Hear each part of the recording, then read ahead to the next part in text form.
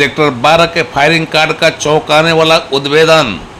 Sector 12 के रहने वाले टैक्स कंसल्टेंट अभिषेक प्रताप सिंह पर तथाकथित फायरिंग का सच आया सामने। खुद रची थी साजिश और अपने चचेरे भाई के साथ मिलकर इस साजिश को रचने के पीछे मकसद था पूर्व पार्टनर को केस में फंसाना। लेकिन झूठ का सच सामने आया और सच ने मुद्दई अभिषेक प्रताप सिंह को ही मुद्दाले बना दिया। अभिषेक प्रताप सिंह और उसके चचेरे भाई मंदिर कुमार सिंह ने रची थी साजिश। पुलिस ने अभिषेक प्रताप सिंह और उसके भाई मंदिर सिंह को गिरफ्तार कर भेजा जेल। बोकारो पुलिस ने गोली चलाकर जानलेवा हमला करने के एक ऐसे मामले का चौंकाने वाला खुलासा किया है जिसमें मुद्दई ही मुद्दाले है और मुद्दाले ही मुद्दई है। मामला सेक्टर 12 थाना क्षेत्र का है और सेक्टर 12 के रहने वाले एक टैक्स कंसल्टेंट से जुड़ा हुआ है। इस मामले के पीछे एक ऐसी साजिश थी जिसे दो बेकसूरों को फंसाने के लिए योजनाबद्ध तरीके से रचा गया था। इसके लिए फायरिंग की घटना को प्लान किया गया और पुलिस थाने में यह रिपोर्ट लिखा दी गई कि एक मोटरसाइकिल पर सवार अपराधकर्मी आया, उसने मुद्दई को लक्ष्य कर गोली चलाई। पुलिस थाने में दी गई शिकायत में मुद्दई ने इस घटना में अपने पूर्व पार्टनर और उसकी पत्नी को इन्वॉल्व बताया। मुद्दई की शिकायत के आधार पर पुलिस एक्शन में आई और जब जांच तेज की गई तो सच सामने आ गया और फायरिंग के मामले में अपने पूर्व पार्टनर और उनकी पत्नी को फंसाने की साजिश न केवल विफल हो गई बल्कि पुलिस ने गोलीकांड का सच भी झूठ के तौर पर सामने ला दिया। बात यही नहीं थमी, पुलिस इस फायरिंग के झूठ के सच को न केवल सबके सामने लाने में कामयाब हो गई बल्कि मुद्दई के भेष में छिपे हुए मुद्दाले को दबोचकर पूरे मामले का उद्भेदन कर दिया। इस मामले में मुद्दई अभिषेक प्रताप सिंह को गिरफ्तार किया गया है और उसके साथ इस साजिश में शामिल उसके चचेरे भाई मंदिर कुमार सिंह को भी पुलिस ने गिरफ्तार कर लिया है। इनके पास से एक लोडेड देसी पिस्तौल, 19 जिंदा कारतूस के अलावा एक खोखा, घटना में प्रयुक्त पल्सर मोटरसाइकिल और 2 मोबाइल फ़ोन भी जब्त किया गया है।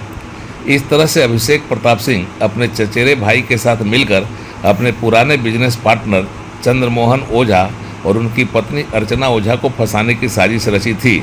लेकिन जिस जाल में उन्होंने पुराने लेन देन के मामले में अपने पुराने पार्टनर और उनकी पत्नी को फंसाने की कोशिश की थी, उस जाल में वे खुद फंस गए और उनके खिलाफ पुलिस ने उल्टा ही आर्म्स एक्ट का मामला दर्ज कर लिया। इस तरह मुद्दई के ऊपर फायरिंग का जो मामला पुलिस थाने में पहुंचा था वह मुद्दई को मुद्दाले के तौर पर हवालात की हवा खिला गया। बोकारो के पुलिस अधीक्षक ने इस मामले को पुलिस की एक बड़ी कामयाबी बताया है और कहा है कि पुलिस ने अपने तहकीकात में उस सच को बाहर निकाल दिया है जो झूठ का लवादा ओढ़कर 2 बेकसूरों को फंसाने की साजिश का हिस्सा था। सूचना एकत्रित की गई और जो है छापामारी की गई तो ये सामने आया कि जो वादी हैं अभिषेक प्रताप सिंह, उन्होंने अपने चचेरे भाई मंदिर सिंह के साथ योजना बनाकर जो है चंद्रमोहन ओझा और उनकी पत्नी उनको केस में फंसा के उनसे जो उनका बकाया पैसा था वो रिकवर कराने के लिए ये सब कांड पूरा जो है षड्यंत्र रचा गया था। उनको पकड़ा गया, उनको गिरफ्तार किया गया और उनकी निशानदेही पर जो है जो पिस्टल जो कांड में प्रयोग की गई थी, जो बाइक प्रयोग की गई थी, वो सब रिकवरी की गई है। और एक और नया कांड जो है सेक्टर 12 में 115-25 दर्ज किया गया है आर्म्स एक्ट का।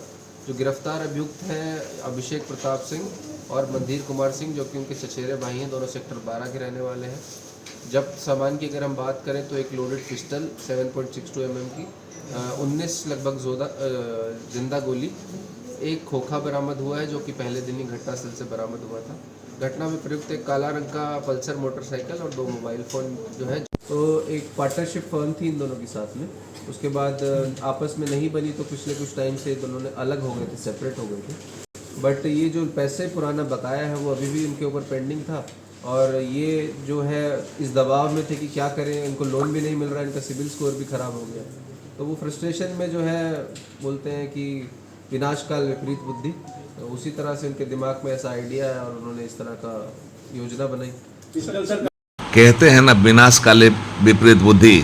बोकारो के पुलिस अधीक्षक भी ऐसा ही संकेत देते हैं कि अभिषेक प्रताप सिंह विनाश काले विपरीत बुद्धि के चक्कर में पड़ गए थे। एक तो उन्होंने जो केस किया वह दाव उल्टा पड़ गया, जिसमें उन्होंने साजिश रची थी अपने पूर्व पार्टनर को फंसाने की, वह साजिश विफल हो गई और उन पर ही यह उल्टा दाव पड़ गया और उनकी गिरफ्तारी हो गई। अब ऊपर से आर्म्स एक्ट का एक अलग से मामला भी उनके खिलाफ दर्ज हो गया है। इस तरीके से कह सकते हैं कि जो साजिश थी वह साजिश उल्टा पड़ गई और इस साजिश में वे खुद ही उस जाल में फंस के रह गए। बोकारो के पुलिस अधीक्षक कार्यालय से उड़ान लाइव की एक्सक्लूसिव रिपोर्ट।